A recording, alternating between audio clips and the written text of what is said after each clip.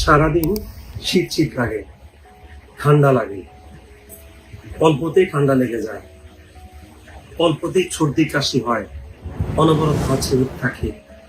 দেখা যায় যে এরকম বক্সের পর বক্স টিস্যু শেষ হয়ে যায়, টিস্যু নিয়ে ঘুরে। কোথাও এসি রুমে গেলে নাকে দিয়ে অনবরত পানি ছড়তে থাকে, শীত আসলে নাকে দিয়ে পানি ঝরতে থাকে, গরম পড়লেও সর্দি লেগে যায়।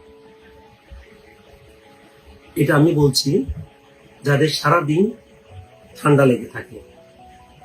অনেক রুগী আমাদের কাছে আসে, এসে বলেন যে স্যার, আমার সব সময় ঠান্ডা লেগে থাকে, আমি ঠান্ডা সহ্যই করতে পারি না, কি শীত কি গরম। এটাকে আমরা বলি ঠান্ডা অ্যালার্জি।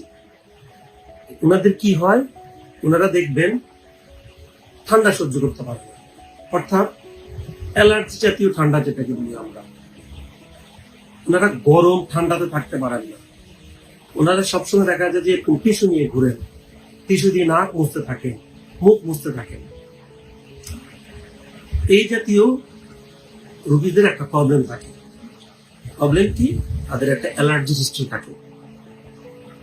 ওনাদের শীতের সময় অ্যালার্জির সমস্যাটা বেড়ে যায়, যেটাকে আমরা ঠান্ডা অ্যালার্জি বলি। অথবা একদিন বৃষ্টি হলো, বজ্রপাত হলো, তখন কি হয়? তখন ওদের ঠান্ডার পরিমাণটা বেড়ে যায়।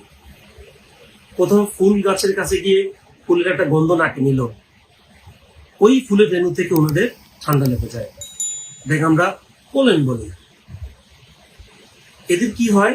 এরাই বাসায় সকালে এদের হাঁচি হয়, এটাকে আমরা বলি মাইট অ্যালার্জি। তেলাপোকাতে এদের অ্যালার্জি থাকে। ঘর ঝাড়ু দিতে গেলে দেখা যায় এদের অনবরত হাঁচি থাকে, এবং এরা সব সময় একটা জ্বর জ্বর ভাব নিয়ে আসে।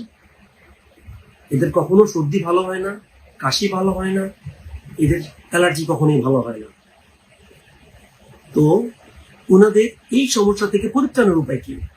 অবশ্যই পরিত্রাণের উপায় আছে।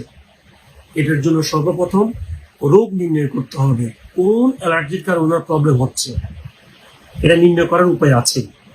এটাকে আমরা ব্লাড থেকে অ্যালার্জি প্যানেল টেস্ট করতে পারি, অথবা স্কিন প্রিক টেস্ট করতে পারে। স্কিনে প্রিক করে কোন কোন অ্যালার্জি থেকে তার সমস্যা হচ্ছে সেটা বের করতে পারে।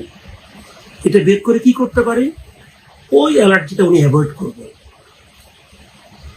আর আরেকটা কাজ করা যায়, সেটা হচ্ছে ভ্যাকসিন।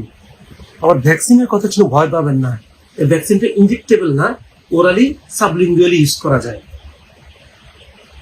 তাহলে আপনারা যারা ঠান্ডা অ্যালার্জির সমস্যা ভুগছেন, তারা সবার আগে নির্ণয় করুন কোন অ্যালার্জির কারণে আপনার প্রবলেম হচ্ছে, তারপরে ওটা চিকিৎসা করুন।